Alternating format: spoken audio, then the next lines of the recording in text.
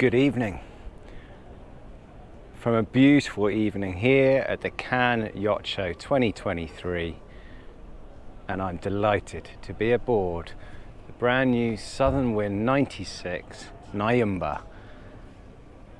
Evening's a good chance to have a look around, so I've just had a quick look around the boat, and I'm now going to hopefully show you, while there aren't too many people on board, what a special yacht this is from a semi-custom yard in South Africa.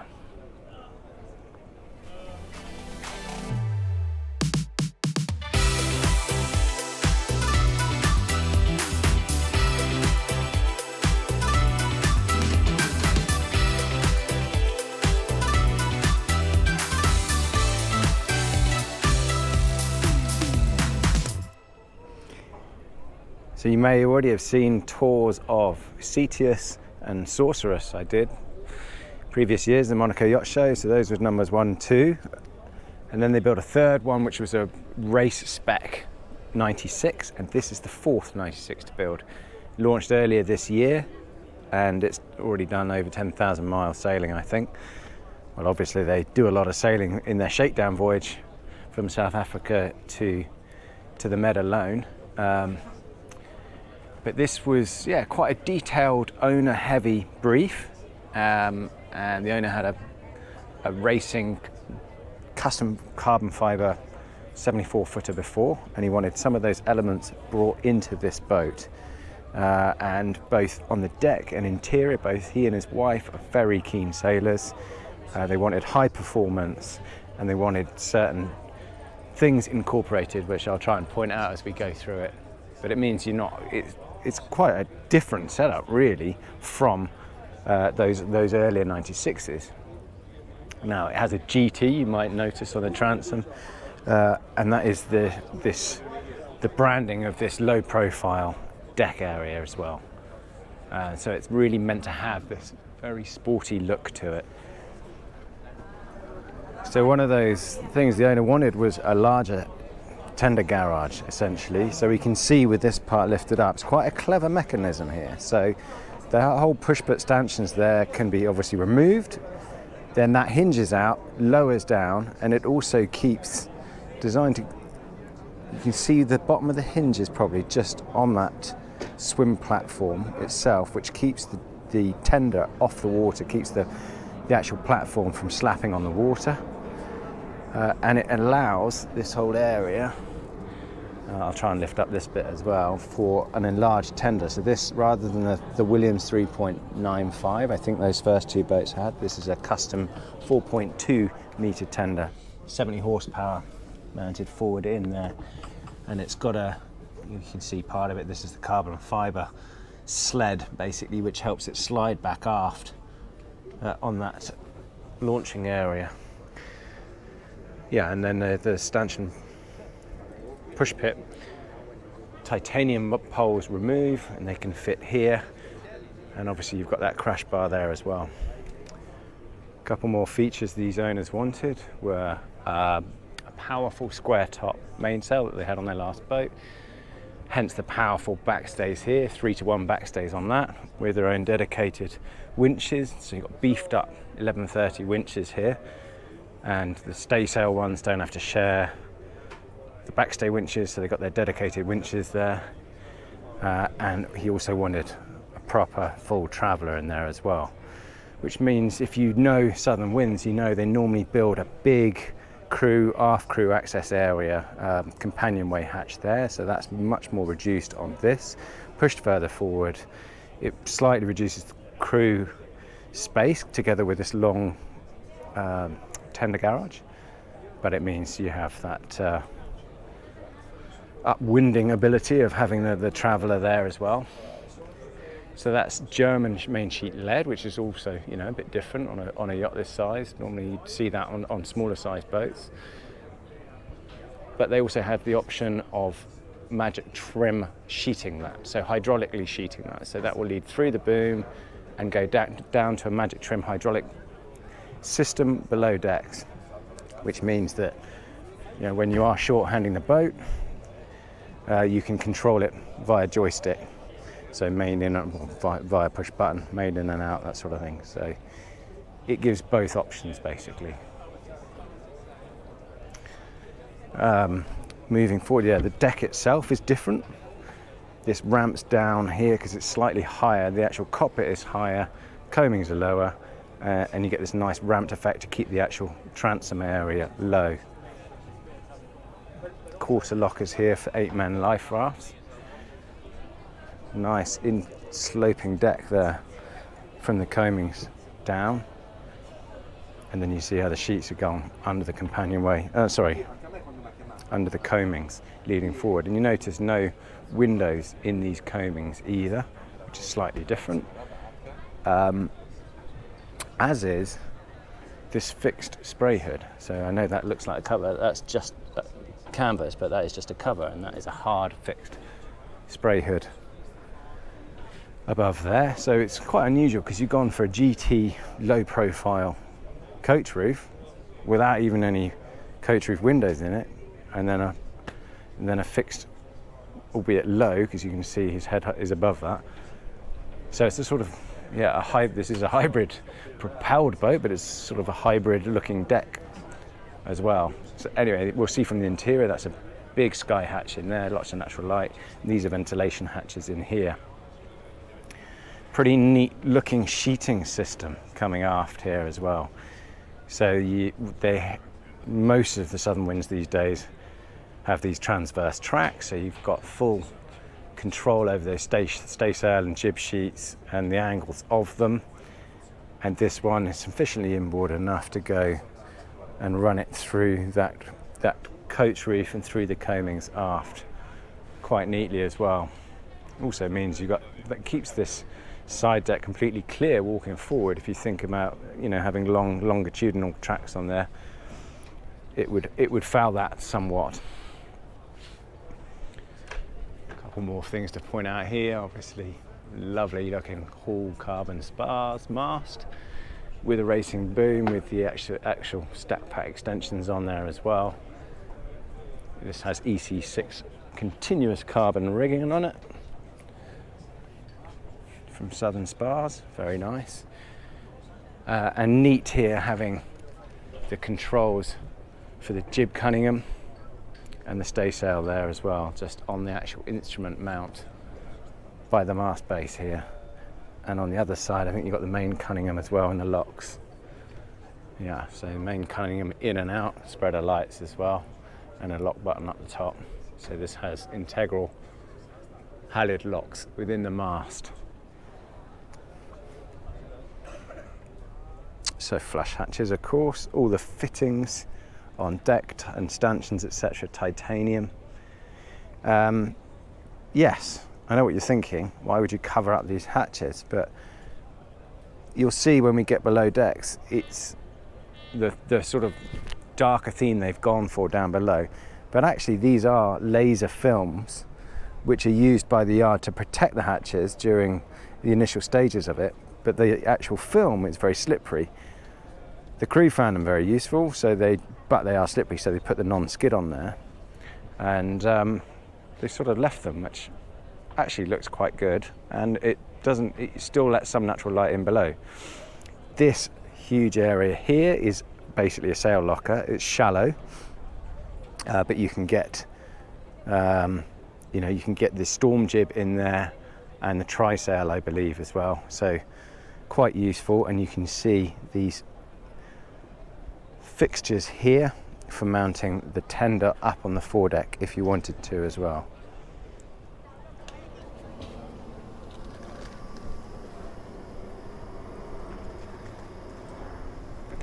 Huge sail locker.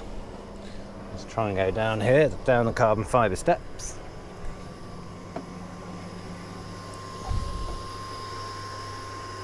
So loads of space for bosun's goods, spare sheets and warps, and plenty of headroom up there as well. Still a very tall boat here. So these are foot controls for the integrated CLR windlass there. So that means up or down, obviously, and that spins around up out of the deck. Give yourself a mooring windlass. And that's the recessed furler for the staysail. the furler for the 108% jib further forward there on the stem head. Now this owner's chosen a fixed bowsprit with integrated code pad eye just forward of that stem head, which means it's because that's set further forward, you could obviously have it here, but sticking it further forward, get a bit more space for that code, a bit more performance, a bit more sail area. No anchor roller space though, so you have the anchor roller on an extending mechanism that comes out of this anchor locker here. The other thing to note, I know this has the boom awning up at the moment for sun shelter at anchor, but there are the fittings here for fitting biminis over the aft helms as well, which obviously are going to be used when you're the type of owner and crew that like to sail the boat a lot, hands-on rather than autopilot. So moving forward through that huge low cockpit, you push a button here to go in to the cooling, calming raised saloon.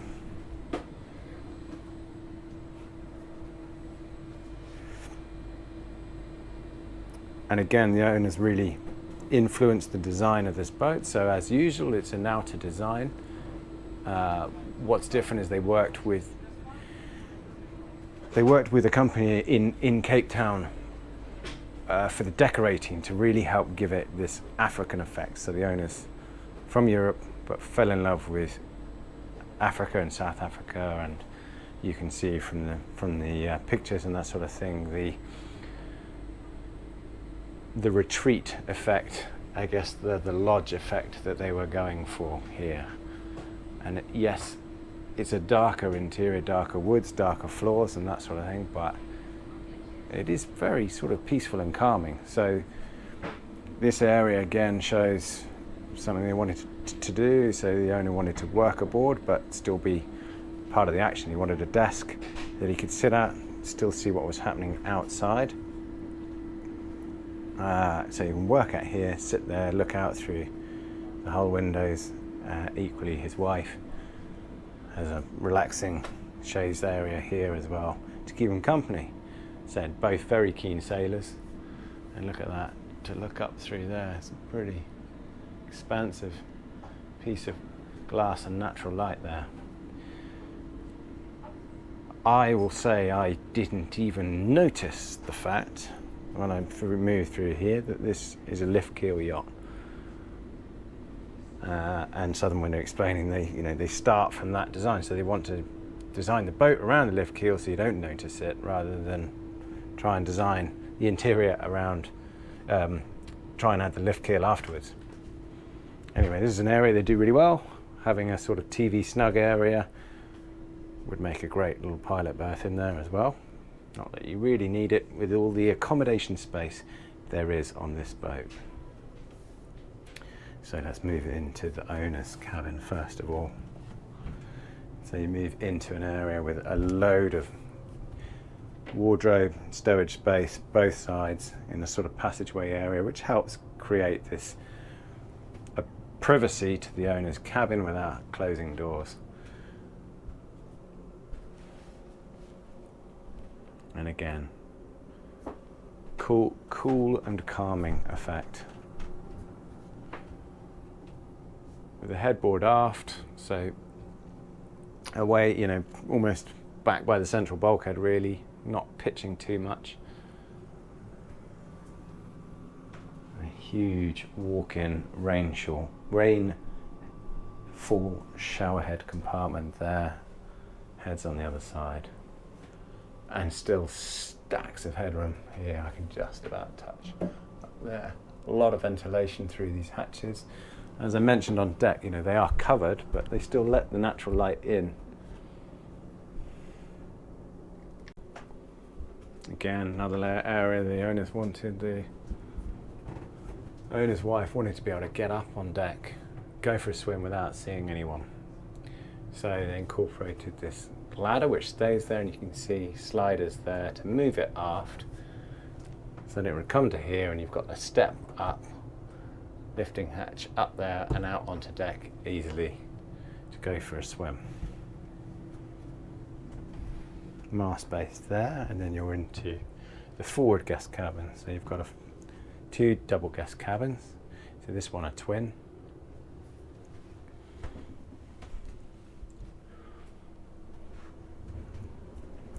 Ensuite, naturally.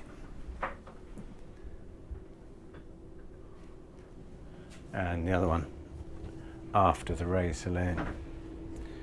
So raised, you'll see basically this amount gives you that amount of headroom in the engine room below all of this area here. So passageway here into guest cabin number 2, and that can pull out there to join those into a double.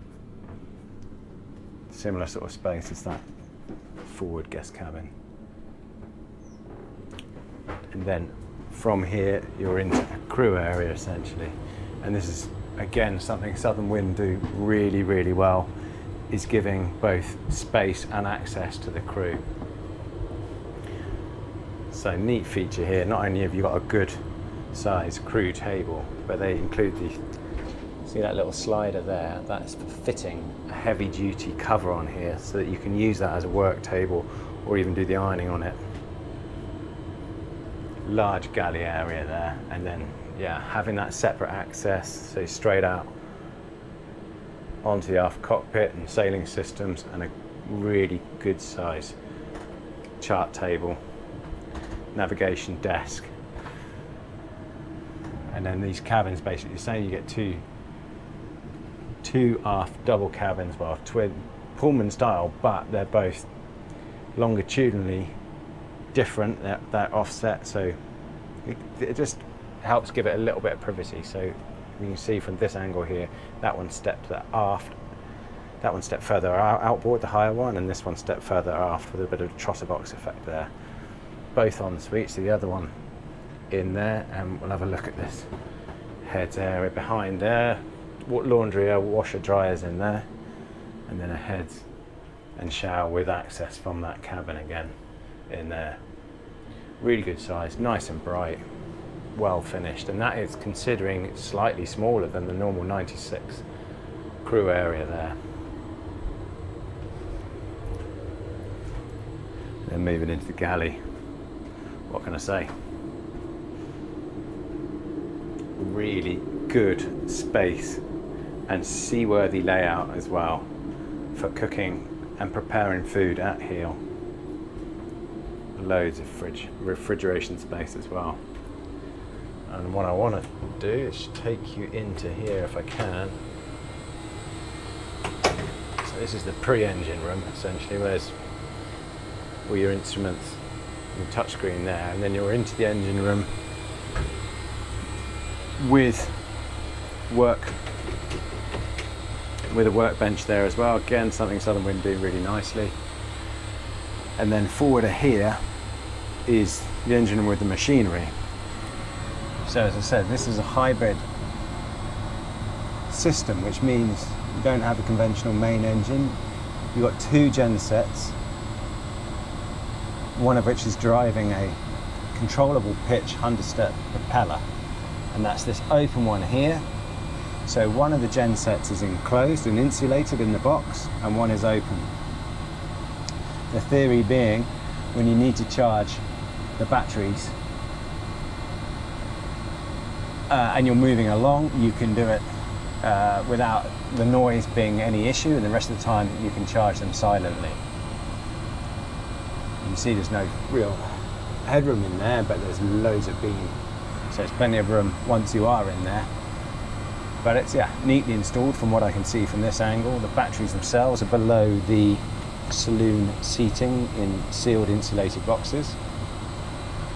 So this has 120 kilowatt Cummins, well, two of them, and a controllable pitch propeller system from Underdeck. Basically that means a lot of energy. So you can recharge the batteries in 15 minutes, well 15 to 20 minutes apparently, because you're working between 20 and 85% with lithium-ion batteries. And putting 36 kilowatts in those means you can basically up anchor, and as you're upping anchor, you can have that generator on, recharging the batteries. You've been silent ship all night, up anchor, and then by the time you set sail, you're at full battery capacity again. And then you've got the recharging ability of the controllable pitch propeller. So at 12 knots boat speed when you're sailing, yes, you'll lose a little bit, maybe half a knot in drag or so, but you're generating 15 kilowatts. So that means you're boosting, you're having positive energy into that battery bank. And then at sailing at 15 knots, which these boats, performance boats, are very capable of, this is a carbon fibre and pre-preg built lightweight boat. I'll go into that in a minute, but your standard lightweight displacement number 3 was 58 tons, and that was a sort of racing spec. This one is 62 with all the batteries and that controllable pitch propeller in it. That is added up to around 62 tons lightweight. Anyway, so it's very capable of sailing at 15 knots, at which time we'd be putting up to 30 kilowatts into the battery banks. Pretty cool boat. So 62 tons for this one, including the hybrid system. Yeah, if you know Southern Wind, it's full carbon hull, pre-preg Nomex deck, and you can see from lovely titanium work. They've really done a nice job to incorporate a lot of specific owners' briefs into essentially a semi-custom boat. There's a lot different about this than the first 396s, and they've done a great job. Pleasure to get on board. Hope you enjoyed the quick tour. See you again.